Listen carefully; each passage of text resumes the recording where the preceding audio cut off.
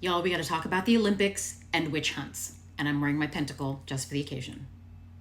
I'm going to refer you to Mel Hamlet's YouTube page where she does a very detailed video about this issue and how it's playing out in the Olympics. But I want to talk about something very specific. I want to talk about the origins of this particular prejudice, why it exists, and how it usually plays out. Because it's exactly the same as a witch hunt. It's scapegoating, plain and simple. When I visited the Witch Museum in Salem 6 months ago, they had a room that talked about all of this stuff. And they had on the wall a formula for scapegoating. And it went like this.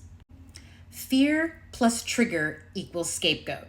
And it gave some examples. Japan, Pearl Harbor, communism, HUAC, the AIDS crisis, and the rainbow community. So we're going to solve for X here. Fear is our unknown component of this equation. I used to serve on the board of directors of an LGBT choir that I belong to in Chicago, and we were interviewing potential board members, and one of the members we interviewed was an older, cisgendered gay man. And he asked the question, if trans people are only, 1 or 2% of our community, why is the conversation so focused on them? So I explained it to him like this. Misogyny is the rock upon which the church of homophobia and transphobia is built. One can't exist without the other. At the root of homophobia and transphobia is misogyny, our hatred, our distrust of women and all things feminine. Feminist and trans people are committing one very large sin in the eyes of these conservative types of people. They are performing gender incorrectly. The women's liberation movement said, this box that you've put women in, that we can only be housewives, that we have to wear dresses, that we have to behave a certain way, that's actually not true. There's a bunch of different ways to be a woman. Women can work, and it doesn't make them less of a woman. Women can not have children, and that doesn't make her less of a woman. We can be tall, we can be muscular, we can have short hair, we can have tattoos, whatever it is, our gender expression, that does not take away from the fact that we are a woman. It's just there are different ways to be a woman when it comes to your physical presentation and to the activities that you do, working in certain professions, playing sports, etc. Trans people take that shit a step further. It's one thing to be born a woman and say, yeah, I was born a woman, I identify as a woman, but there's different ways to be a woman.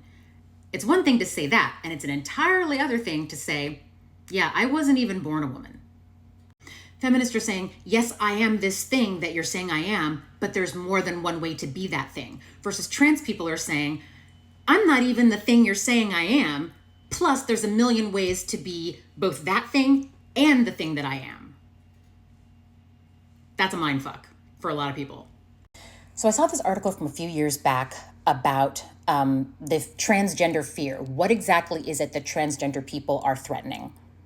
And it had some interesting information in it. They went through all these research studies, and here's the conclusion that they came to. So they read stories about hypothetical people who were either very gender conforming or very gender non-conforming, identifying whether they were transgender or cisgender. And then after reading the stories, the people were asked, what they thought of the person in the story, how much they accepted their gender expression, etc. And as expected, across these 3 studies, participants reported liking gender-conforming and cisgendered people more than transgender and gender non-conforming people. Duh. They also viewed transgender and gender non-conforming people as more threatening to the boundaries defining what it means to be a man or a woman. But it was gender-conforming transgender individuals, i.e., transgender women who look really feminine and transgender men who look really masculine, i.e. people that can pass, who were the most threatening. And the researchers said that it's likely that these people were the most threatening because they can pass and they provide evidence that there are more than 2 binary genders or that one's binary gender can be changed. So if you are a person who believes that there are 2 sexes that correspond with 2 genders, and you meet a trans woman who looks like a woman, who you would not be able to tell is trans, that is deeply unsettling for you. And now that trans people are more visible, and this is part of the conversation now, transphobic people are looking back at all these athletes that have been performing in the Olympics, for a long time. Their gender identity was never questioned. And all of a sudden they're looking like, ooh, are her muscles too big? Are her shoulders too broad? Her face looks kind of masculine, and they're starting to question everything now. So anyone who's even slightly looks like they might be outside of that gender, might be non-conforming even in the tiniest way, they're looking for every little thing to identify those trans people. Which is why, as Mel said, cisgender women are getting swept up in all of this, because I hardly know a cisgender woman that doesn't have something gender non-conforming about them, either intentional or unintentional. Like, some women are really tall. Some women have like a broader, more masculine looking jaw. It could be anything. So again, solving for X, what is the fear? The fear is the threat to their own identity. Trans prejudice stems from an internal process in which the person holding the prejudice experiences a threat to an aspect of their own identity and thus lashes out against trans individuals as a means of trying to reaffirm the boundaries surrounding important aspects of how they define their identity, in this case, their gender. So I think the formula goes like this: threat to the individual's own gender identity plus the mere presence of trans people equals we got to make all kinds of laws against trans people, the scapegoating. It's a witch hunt. Fear of the devil, fear of God's judgment, plus this doctor saying, ooh, there's all this strange behavior in these little girls. They must be witches. Let's go get them. And because misogyny is at the heart of all of this, it's the trans women that are being targeted the most.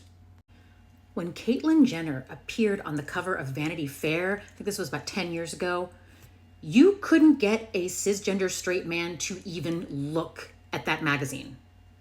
My boss at the time, a very straight edge, khaki wearing, white cisgender Republican, I had the magazine on my desk because I don't have any particularly good feelings about the Kardashians or the Jenners, but I was like, this is a historic thing. This is a Olympian, a decathlete who was the epitome of masculinity back in the 70s, is now a woman, or rather was always a woman, but we just told him he was a man. And that photo, notice it was very glammed up. She had all the makeup on. She was in a very sort of feminine piece of lingerie. It was like a little corset thingy, very kind of Marilyn Monroe thing, with the caption, "Call me Caitlyn." While in person, Caitlyn Jenner might not be as quote unquote passing as someone like Trace Lysette, but in that very airbrushed, beautifully done photograph, she was popping. At casual glance, she was, in fact, a woman. This broke their brains, particularly broke the brains of men that were over 50 and remember Bruce Jenner on the Wheaties box and very much idolizing her pre-transition. A large part of the masculine identity of what it means to be a man is not being a woman.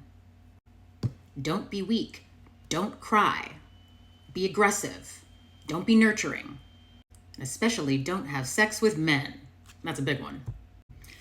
So when their initial impulse of sexual attraction and looking at that Vanity Fair cover photo and then the split second remembering who that person is, deeply unsettling. For the average American, for the average Westerner, I would even say, their gender, the performance of their gender is a very significant part of their identity as a person. And the growing presence of trans people puts that whole concept at risk, puts all of that into question. So they want to be very clear on who is trans and who is not. That's why they're looking at all the details. They're combing through pictures. They're trying to identify anything in that person that means that they might be trans, just so they'll know. They want those women identified and removed from spaces where they feel only women belong. Women's sports, beauty pageants, perhaps in their own beds of some of these guys. Because only real women belong in those spaces. Fear plus trigger equals scapegoat. And that's why we are where we are right now. Pitchforks out and torches ablaze. And they are coming after these women in a big way. And everyone doing a complete re-examining of what their gender identity means to them and being comfortable with it is the only way this is going to stop.